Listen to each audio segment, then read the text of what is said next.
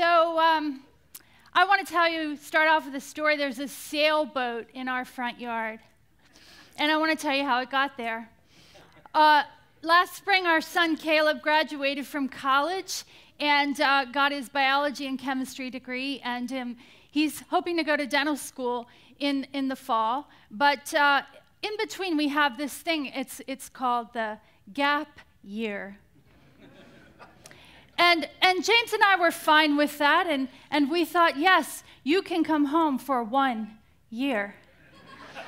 And my mother's heart said, yes, you need to come home. You need to eat better food and get some sleep. And you need to organize these sterilite bins of stuff that you have.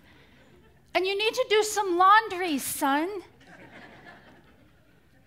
And Caleb put his arms around me and said, okay, I'll do that, Mother Goose. That's what he calls me, Mother Goose. And Pops over there, though, he had visions of cold, hard cash in the gap year. We need to pay off some student loans and some parental debt. Now, Caleb had other plans for the gap year. After he secured 2 jobs working full-time, he went out and bought a sailboat with a worn sail, a slip in a Chesapeake Bay marina, and deck shoes. Cha-ching went the cold, hard cash. And so now Caleb this year is eking out a living, paying off debt he incurred on the land while sailing and finding respite on the high seas. And all the while he's doing this, he's eating our food and sleeping in our beds. And the whole thing smacks of that Goldilocks affair and the 3 bears. It goes like this, Mama Bear. Have you seen that pound of bacon I just bought and put in the fridge? Papa Bear, no, I can't eat a pound of bacon in one sitting. It must have been him. That kid that came home.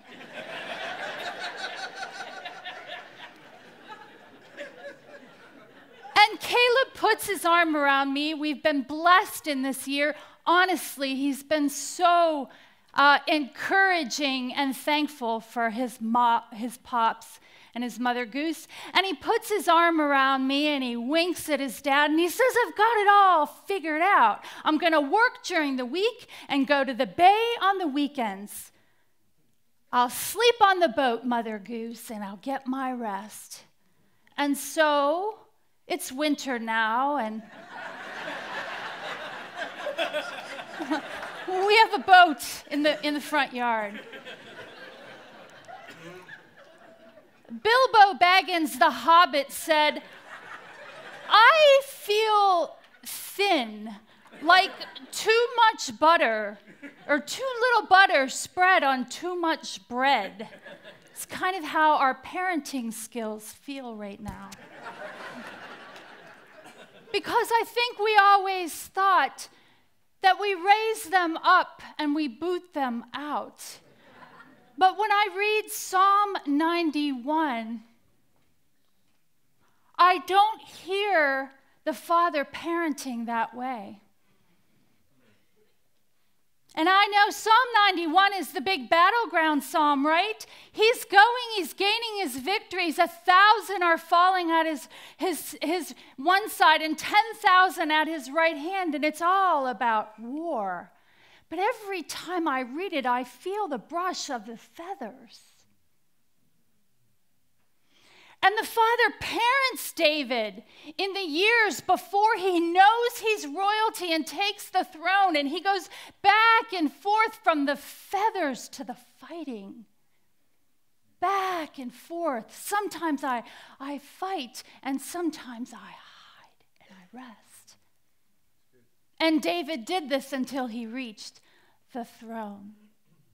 Now that's how to parent. And sometimes I think there's a whole generation of people who are taking a gap year. They're out of kilter and out of balance. And they don't want to check off any more to-do lists because nobody ever gave them a to-be list.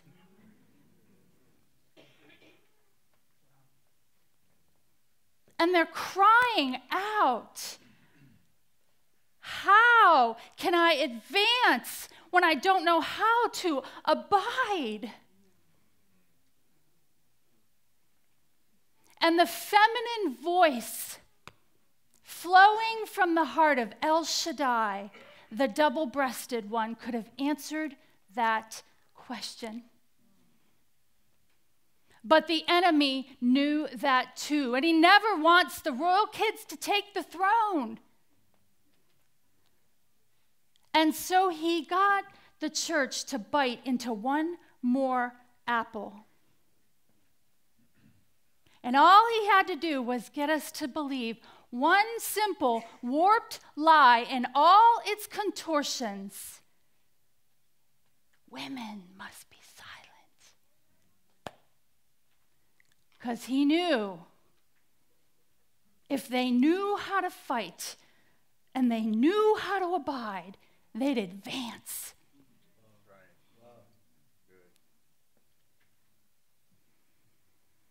And so once he silenced the women, then he wrapped them with scarves around their heads, religious scarves to muffle their voices.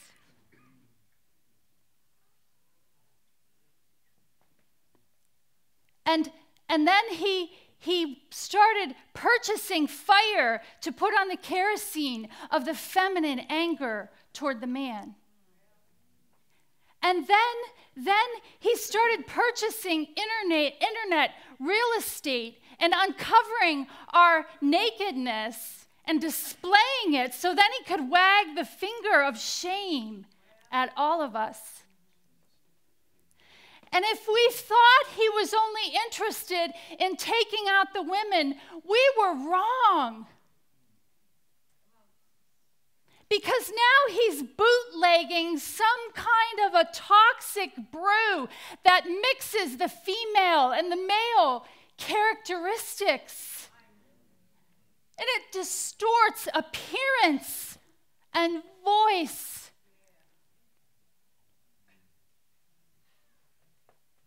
And it's numbing souls. And then, when his funds run low, he buys men, women, and children high on the slave markets so he can fuel his sinister economy. All so the sons and daughters of God don't advance to the throne. And some of us may have had some kind of a balance, maybe some mothers and voices.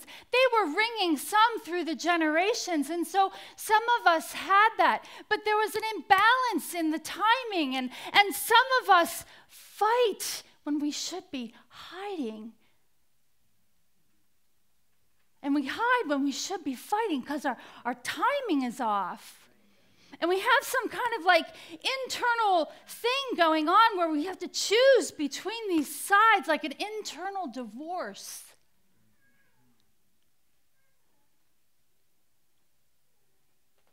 And I get it. I get it. My mother's wings were injured, and my father was away at the bar. And a pornography-addicted child molester snatched me from the nest. And when I peeled myself up off of that pavement, I was so dazed, and I signed on the dotted line, and I enlisted in the battle of the sexes. It's men against women. It's me against you.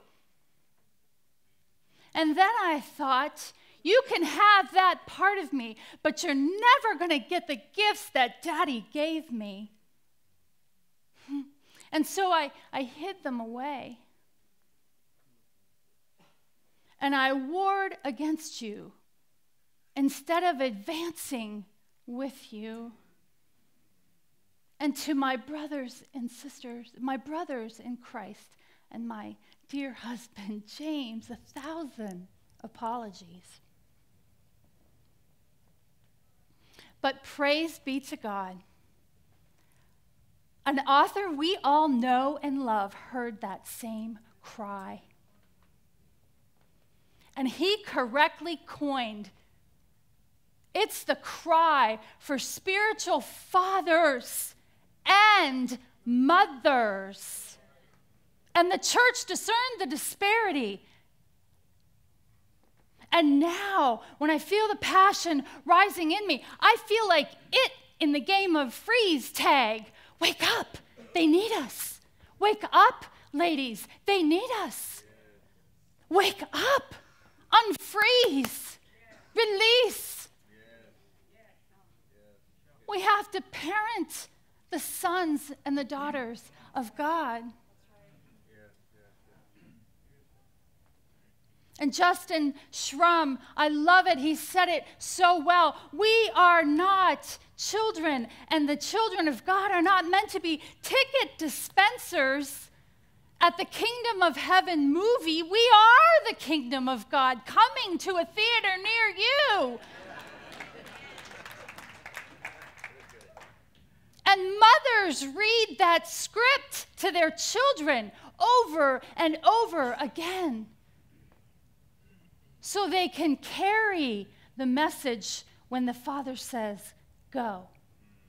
And I've never felt more in my life in rhythm like opening up my arms and injecting them with a spiritual DNA test and then turning over them to Dad, who can teach them to fly and kick them out of the nest, because that's what dads do best. And can I be really transparent with you?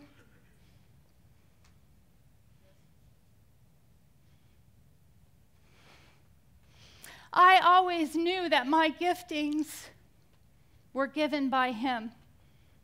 And I knew that He wanted me to release my voice, but I never thought I had the mother's heart.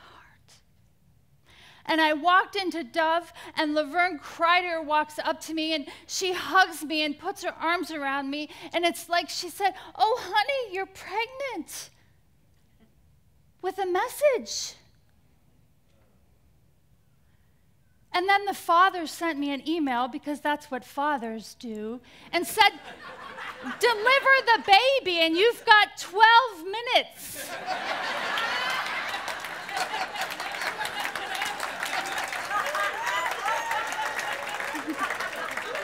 Because we women make childbirth look so easy. And I even appealed to Marty, are you sure? Are you sure? I know I can carry it. I know I have the words. I know I have the voice, but do I have the heart? And Marty, in so many words, texted back, obey your father.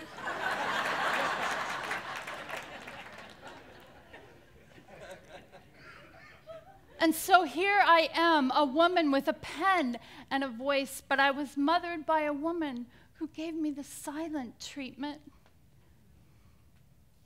and a mother-in-law who was harsh and opinionated so that my voice couldn't come up.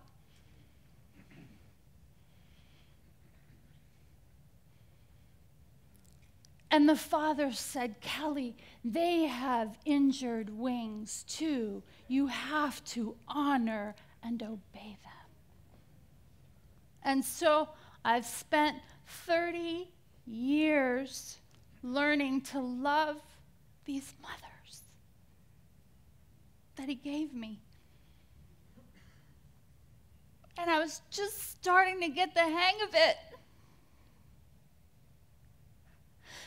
And in the last 30 days, they both went home to be with the Lord.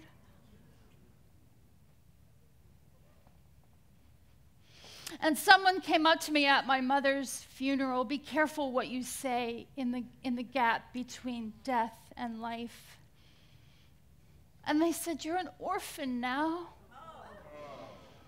And the old tapes started to play, and I said, Abba, Abba.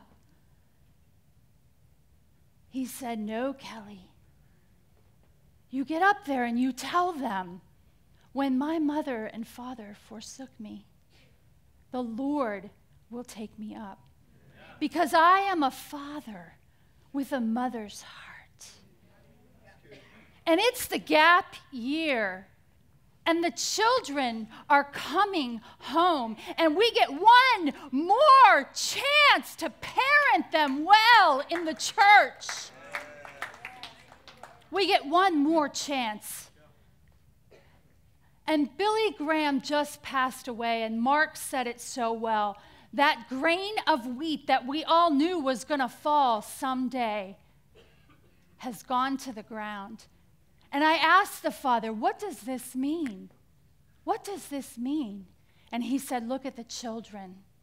And I watched the funeral, and I watched Anne Graham Lotz get up.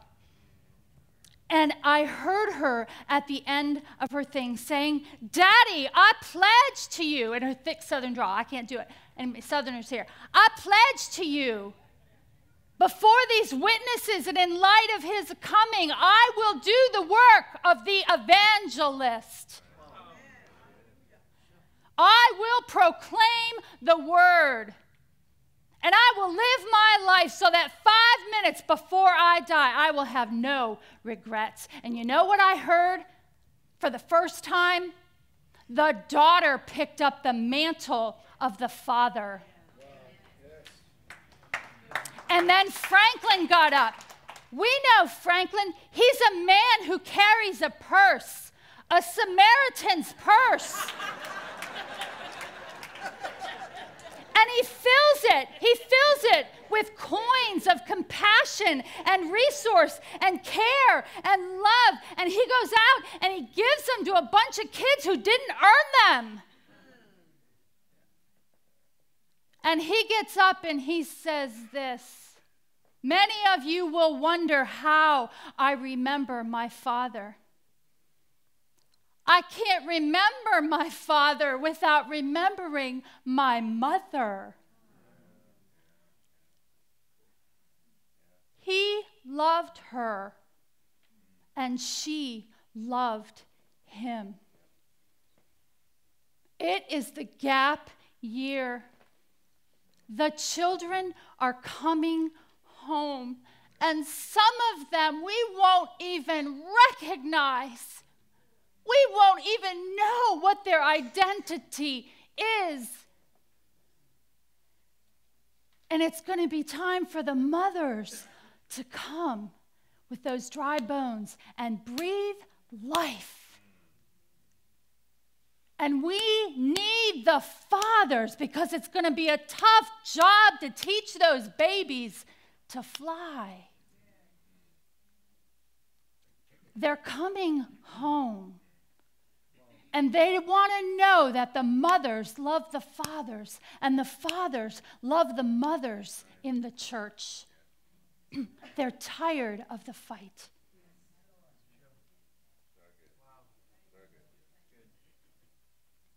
And so it's a perfect day.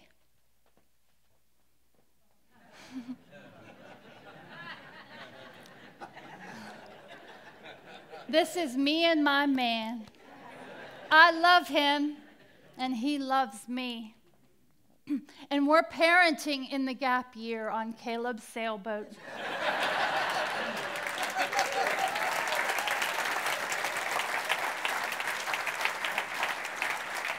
It's a good day. Let's get the kids home and get them on the throne. Amen.